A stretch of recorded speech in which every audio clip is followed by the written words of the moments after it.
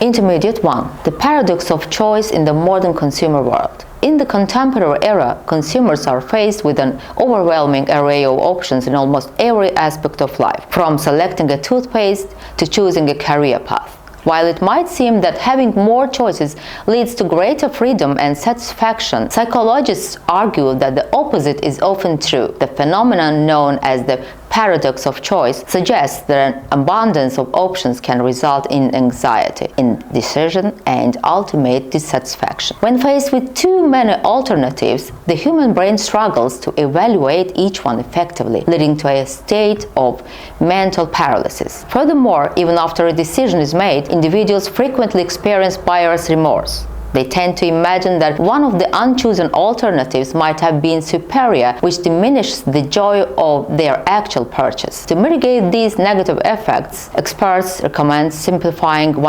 one's life by setting personal constraints and focusing on seeking an option that is good enough rather than striving with the unattainable perfect choice. In a world that equates more with better, learning to limit our options might actually be the key to a more contented and peaceful existence.